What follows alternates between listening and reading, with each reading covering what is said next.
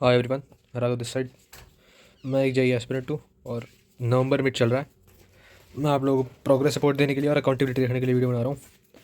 कुछ पॉइंट्स में मैंने इस वीडियो को डिवाइड करा है, एक एक करके सब पे जंप ऑन करते हैं। तो क्या जेई अभी भी पॉसिबल है मेरे लिए?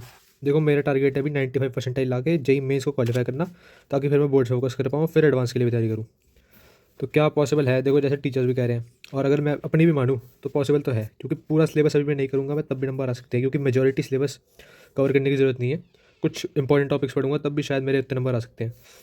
तो अभी मेरी करंट कंडीशन क्या है, अभी मैं आपको स्टेटस बता देता हूँ। सबसे पहले 11वीं की फिजिक्स केमिस्ट्री मैथ्स पे आते हैं। मैथ्स 11वीं की मेरी बिल्कुल डम है एकदम, मेरे को कुछ नहीं आता उसमें।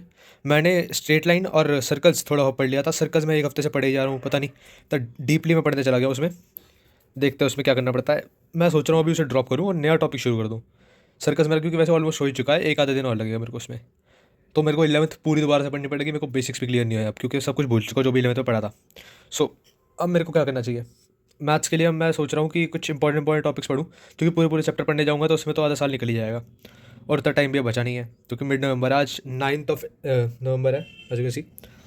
फिर केमिस्ट्री बात है। केमिस्ट्री देखो, मेरे बेसिक्स क्लियर है, ऐसा नहीं है कि मैं बिल्कुल ही उसमें डम्बू, लेकिन फिर भी केमिस्ट्री पूरी मेरे को दोबारा से पढ़नी पड़ेगी 11वीं की। फिजिक्स एक स्ट्रॉन्ग सब्जेक्ट कह सकते हो आप मेरे लिए, क्योंकि मैंने पहले जो पढ़ा था वो अच्छे से पढ़ा था। तो मेरे को बस एक बार अगर मैं रिवाइज करूँ इंपॉर्टेंट टॉपिक्स या फिर इंपॉर्टेंट चैप्टर्स, रोटेशन वगैरह मैं छोड़ने की सोचूंगा, क्योंकि उसमें बहुत टाइम लग जाएगा और इतना वर्थ इट नहीं होगा। सो अब फिर आते हैं 12वीं की फिजिक्स केमिस्ट्री मैथ्स पे। 12वीं की केमिस्ट्री मेरी सबसे स्ट्रॉग है, मेरे को केमिस्ट्री में कोई भी दिक्कत नहीं है। ऑर्गेनिक मेरी अभी चल रही है, फिजिकल इनऑर्गेनिक में पूरी निपटा चुका हूँ, उसमें मेरे को ज़्यादा टाइम नहीं लगेगा। फिर आते हैं हम फिजिक्स पे। फिजिक्स यार देखो, मेरी 12वीं की उतनी स्ट्रॉन्ग नहीं है, ऐसे बताऊँ तो। मैंने काफ़ी मेहनत करी है, काफ़ी क्वेश्चन लगाए हैं, लेकिन फिर भी कुछ कॉन्सेप्ट मेरे उतने क्लियर नहीं है, क्योंकि शायद मैं सही टीचर पे जंप ऑन नहीं कर पाया, जल्दी जल्दी करने की कोशिश करी एंड ऑल।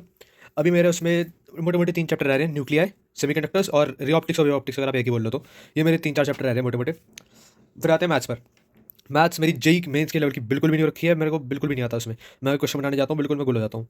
जेई मेंस की मैथ्स मेरे को सारी दोबारा से पढ़नी पड़ेगी, लेकिन एक प्लस पॉइंट है कि मैंने एनसीईआरटी से अच्छे से करा हुआ है, तो मेरे थोड़े बहुत बेसिक्स क्लियर है। उतने भी एडवांस लेवल पे मेरे को पढ़ना नहीं है, बस अगर मैं थोड़ा मोटा मोटा ही पढ़ जाऊँ, जैसे कि कुछ इंपॉर्टेंट टॉपिक्स होते हैं जिनमें से क्वेश्चन आते हैं हर चैप्टर में, तो उनको ही पढ़ जाऊँगा तो शायद मेरे थोड़े बहुत क्वेश्चन बन जाए। अब क्योंकि उतना टाइम ही नहीं बच रहा है, तो मेरे पास एक मास्टर प्लान है। ये हर्ष प्रियम सर की मैंने एक वीडियो देखी थी, इसमें इन्होंने 131 इंपॉर्टेंट टॉपिक्स लिखवाए हैं, जिनमें से इन्होंने कहा है कि आपकी 99% आ सकती है, क्योंकि इन 131 टॉपिक्स में से ही पूरा पेपर बनने वाला है 200 से 220 नंबर का। तो अगर मैं बस इसको ही पढ़ के जाता हूँ, और हर एक चैप्टर में से इन्होंने इंपॉर्टेंट टॉपिक छाड़ रखे हैं कि चैप्टर का ये इंपॉर्टेंट टॉपिक है, तो मैं अगर बस उसे ही पढ़ के जाता हूँ तो शायद मेरे नंबर आ पाए। चलो, तो ये हो गया अपना प्लान। अब मेरा प्लान क्या है? तो देखो, अब ज़्यादा टाइम तो बचा नहीं है, बस इंपॉर्टेंट टॉपिक्स में सोच रहा हूँ। जो चैप्टर मैंने बिल्कुल भी नहीं छुए हैं, उसके लिए मैं बस इनके वाले वो लगा के जाऊँगा, इंपॉर्टेंट टॉपिक्स जो इन्होंने 131 बता रखे हैं। देखते हैं उसमें कितना टाइम लगेगा, क्योंकि मेरे को एटलीस्ट दिन में 5 6 टॉपिक तो करने पड़ेंगे, तब जाके थोड़ी बहुत गुंजाइश बचेगी मेरे सिलेबस पूरा होने की। जनवरी अटेम्प्ट की मैं मोटा मोटा टारगेट करूँगा, क्योंकि अप्रैल अटेम्प्ट में कंपटीशन बढ़ जाएगा, सब बच्चों ने पढ़ लिया होगा, तो उसमें थोड़ा चांस कम हो जाते हैं। मॉक टेस्ट में कब से देना शुरू करूँगा? देखो, अभी मेरे को कुछ भी नहीं आता है। जो आता था वो मेरे को रिवाइज करना पड़ेगा, क्योंकि बिना फॉर्मूले के तो मैं कैसे करूँगा? फॉर्मूले मेरे को अभी अच्छे से याद हो ही नहीं है।